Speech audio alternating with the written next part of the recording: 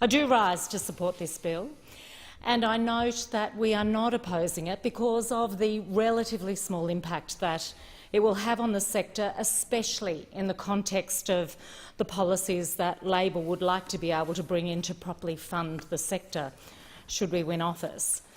And I also note that we do have some concerns about how the charges and other aspects of the bill will operate over the longer term, and we'll be watching that closely and making sure that the new scheme has no negative impact on students, that these costs aren't, as so many things are, passed through to the consumer, in this case the student, in the form of higher fees or higher charges for services, and that ultimately that they don't undermine the equity in our university system.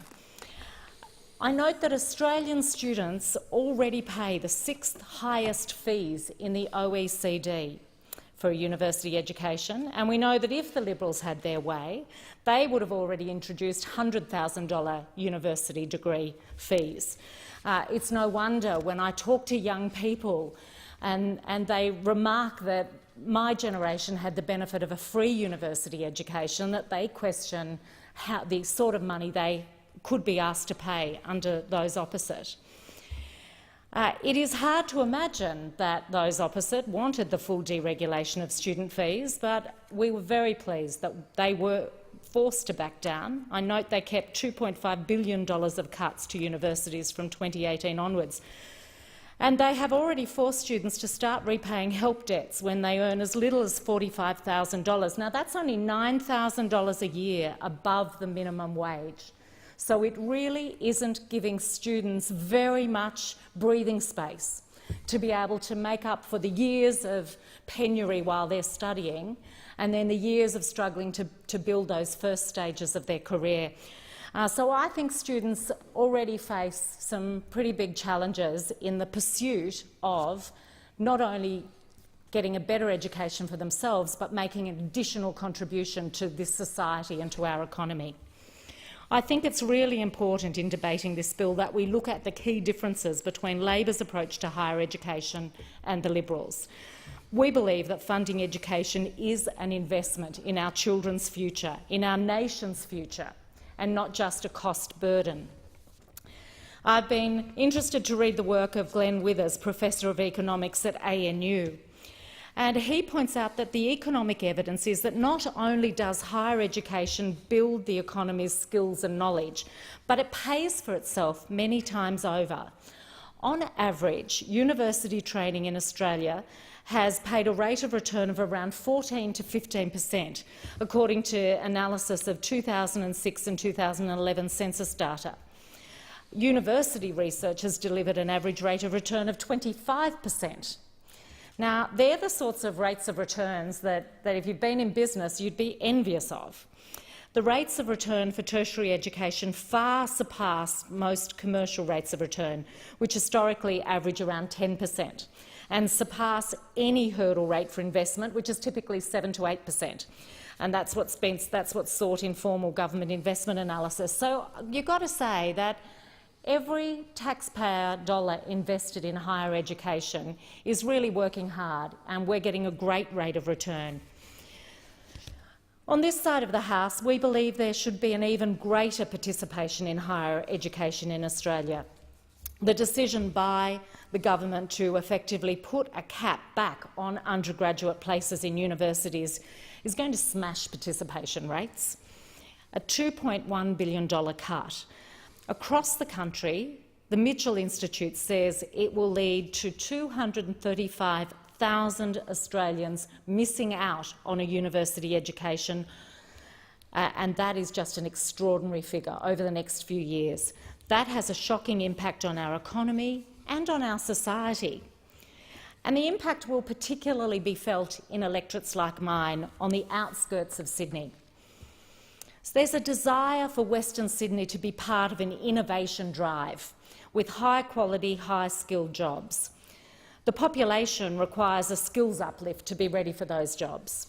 Yet the Centre for Western Sydney has found that the attainment among young people of a bachelor degree is 40% lower than elsewhere in Greater Sydney, 10% compared to nearly 17%. So we already have a significant fewer people even attempting university, which is not setting us up well for the skills that we need going forward.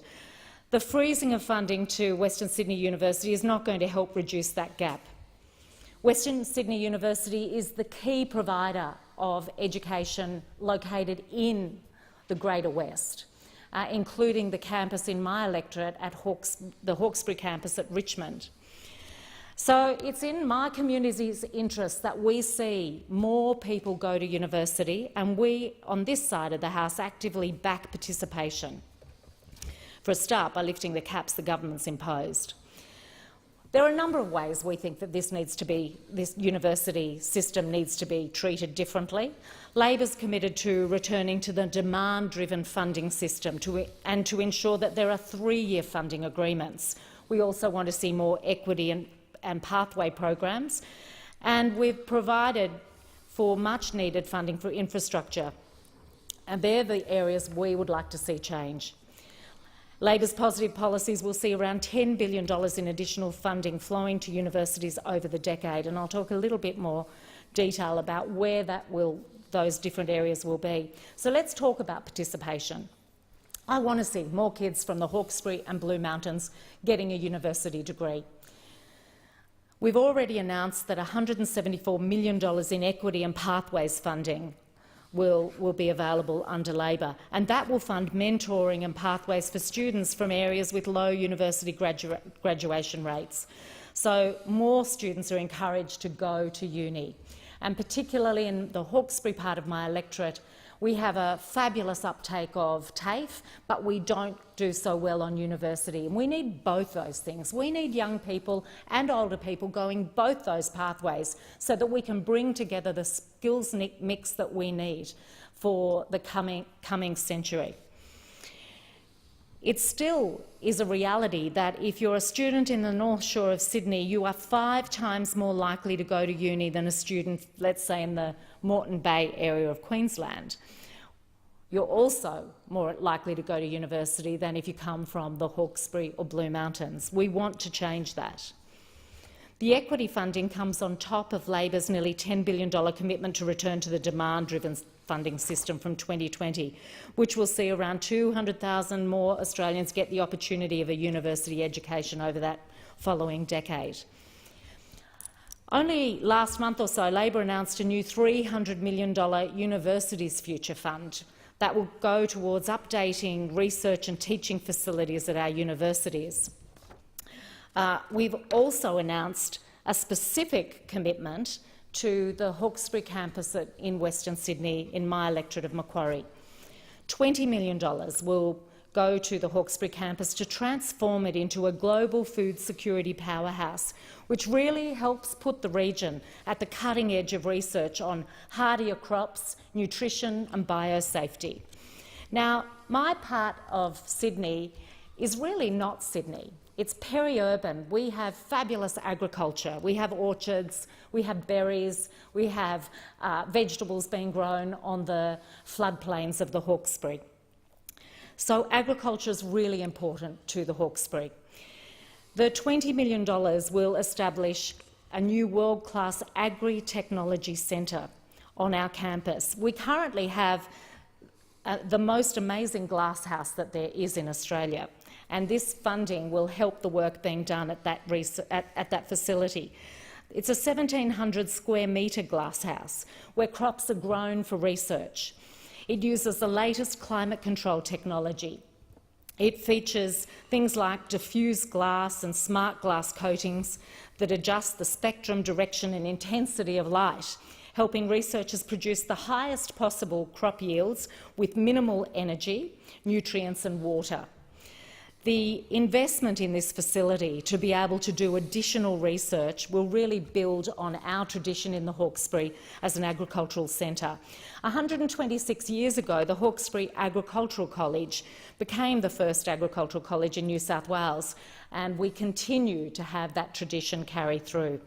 People outside the area might not realise that our local dairy, beef, lamb, vegetable and food producers are already key contributors to Sydney's food supply.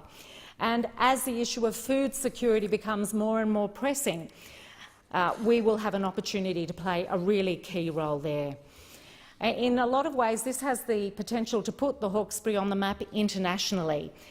We know this kind of technology is in demand around the world, so the investment has a huge potential to be a job creator as a local know-how, our local know-how is exported across the globe.